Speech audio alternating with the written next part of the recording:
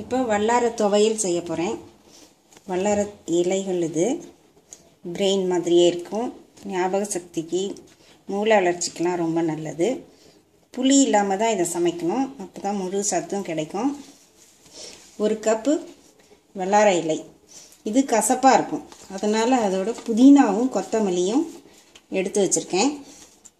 2 spoon தேங்காய் துருவல், 3 வரமிளகாய், சின்ன சுண்டைக்காய் அளவு பெருங்காயம், 1 ஸ்பூன் உளுத்தம்பருப்பு, 1 ஸ்பூன் கடலைப்பருப்பு, உப்பு. எண்ணெய் விட்டு இதை எல்லாத்தையும் வதக்கிக்கணும் தனித்தனியாக. அப்புறமேல் உப்பு சேர்த்து அரைக்கணும்.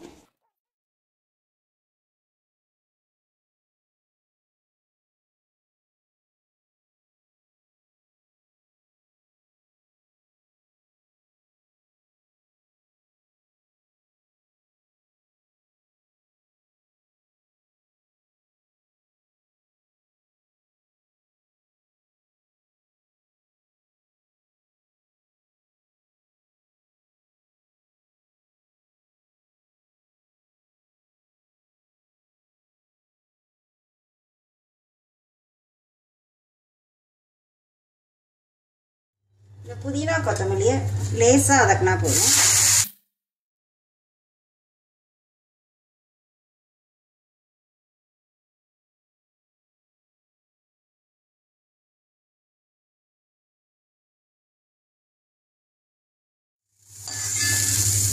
இப்போ வல்லாரை இலையை வதக்க போகிறேன்.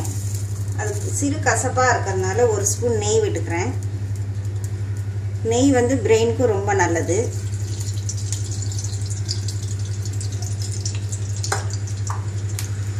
இதை நல்லா வதக்கி எடுத்துக்கலாம்.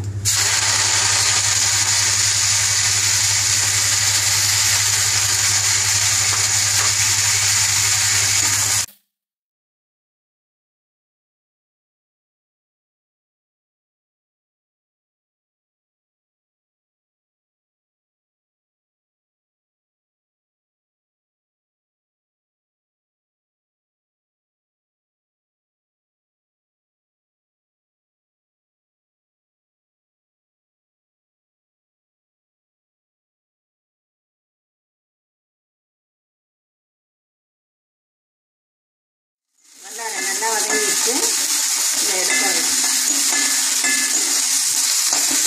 அடுத்து தேங்காய்.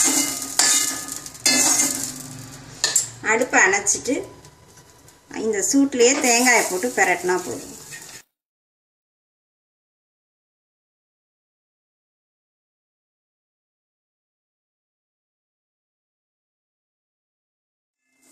தேங்காய் வதங்கிடுச்சு.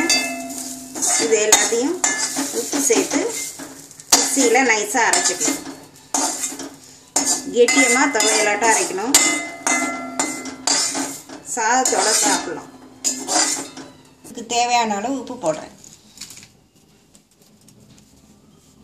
வல்லாரை துவையல் அரைச்சிட்டேன்.